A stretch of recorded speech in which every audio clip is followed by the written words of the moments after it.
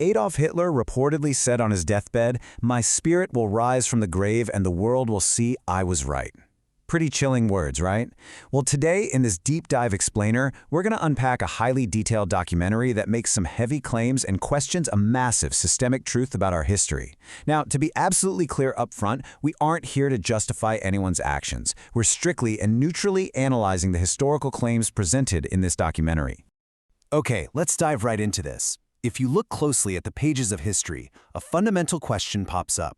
We've all been taught that the 20th century had one ultimate singular villain, Hitler.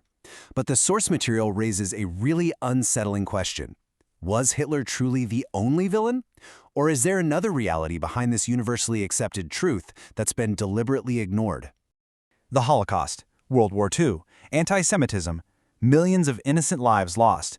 But let's think about this objectively for a second. According to the documentary, we have to ask ourselves, could one single man really orchestrate all of this on such a massive scale, entirely alone, without the backing of a larger system? Is it even historically possible for just one guy to trigger events of this magnitude? Part 1. The Rise of a Dictator. Let's map out how this actually builds. Back in 1914, during the First World War, Hitler was just a courier. By 1918, Germany had lost the war, the crushing Treaty of Versailles was forced upon them, and Hitler was literally sitting in a hospital, completely injured. Fast forward to the 1929 Great Depression, which totally destroyed Germany's already broken economy. And it was exactly this extreme political desperation, mass starvation, and unemployment that an ordinary injured soldier manipulated to become Germany's chancellor in 1933. Part 2. The Mass Killings Data. Now, what's really interesting when you look at the data is that comparing actual death tolls across history kind of flips the narrative. Over in China, Mao Zedong's Great Leap Forward led to an estimated 30 to 40 million deaths. Joseph Stalin's gulags and purges, over 20 million dead. Japan's Hideki Tojo and his Unit 731 experiments mercilessly killed between 5 and 10 million people. And under Hitler, the Holocaust resulted in 6 million deaths. The source points out that the death tolls of these other dictators were significantly higher than Hitler's. And shockingly, Stalin was actually nominated for the Nobel Peace Prize twice. So, if the death tolls under those other leaders were so incredibly high, why did Hitler become the ultimate central face of evil? Well, the documentary argues that those other dictators used some incredibly shrewd PR. They basically rebranded their mass murders and atrocities, hiding them behind terms like cultural revolution or economic development. Hitler, on the other hand, openly admitted his extreme ideologies and crimes in his speeches. According to the source, this made him a much easier target for the Allied forces to pin all the blame on one character, essentially conducting a massive centralized character assassination. Part 3. The Roots of Hate. Here, the documentary aggressively claims that anti-Semitism was absolutely not invented by Hitler. It was actually a thousands of years old prejudice, deeply rooted across almost all of Europe. From 722 BC all the way to 1948, Jewish people faced mass expulsions from the Roman Empire, England, France, Spain, Portugal, pretty much everywhere. This hatred was mostly driven by early religious contradictions. Because they weren't easily accepted by mainstream society, the community turned to dominating the finance, media, and banking sectors just to survive. So according to the explainer's source, Hitler didn't invent this ancient prejudice. He simply took pre-existing hate and weaponized it for sheer political gain. And it's crucial to understand this hatred wasn't just limited to Germany's borders. It was a very real global sentiment. The source points out that even American icons, like automotive giant Henry Ford, actually published heavily anti-Semitic writings in his newspapers, which significantly influenced both the American public and Hitler himself. In fact, in 1938, Hitler was so thrilled by this global support that he actually awarded Ford the Grand Cross of the German Eagle, which was Germany's highest honor for a foreigner. Part 4. Challenging the System. This brings us to a really striking historical pattern observed by this source. Look at these 4 prominent leaders: Abraham Lincoln, John F. Kennedy, Muammar Gaddafi, and Adolf Hitler. They all had one very strange, specific thing in common. They all absolutely refused to depend on international private central banks, and instead they created their own independent currencies. And the chilling reality here? Every single one of them met a highly violent and fatal end.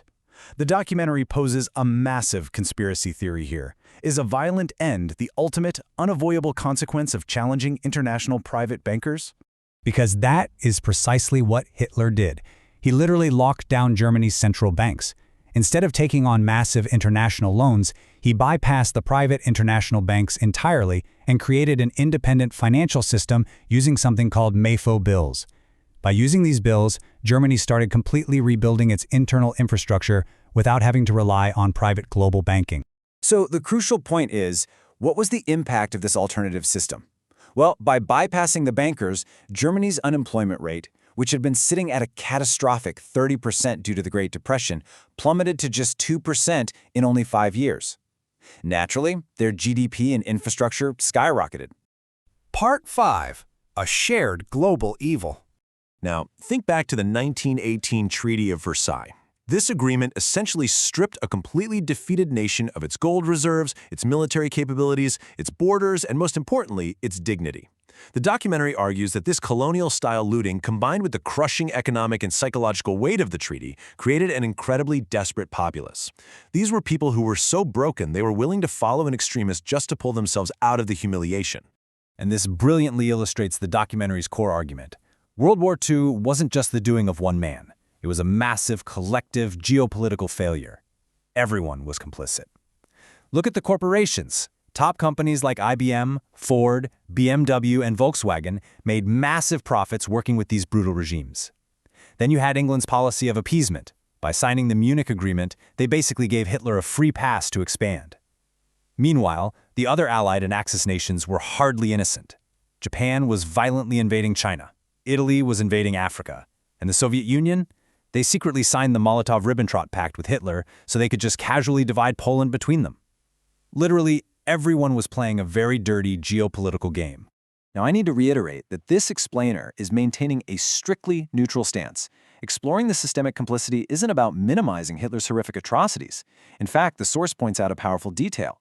Hitler's own descendants, his very last family members, intentionally chose to never marry and never have children. Why? Because they wanted to ensure his bloodline and legacy were permanently erased from the earth. The evil was very, very real. But if the whole globe was complicit in this darkness, why was this spotlight of evil placed solely on one individual? The documentary summarizes its ultimate philosophical takeaway with this famous quote: "History is written by the victors, and the victor always portrays themselves as the hero." And, to look like a true hero, your story absolutely requires an ultimate, singular villain. So if we accept this documentary's thesis, that a corrupt global system deliberately allowed a centralized villain to rise just to hide its own massive crimes, it really makes you wonder, how many of the historical and global narratives presented to us today are simply manufactured by the people who won? Think about it.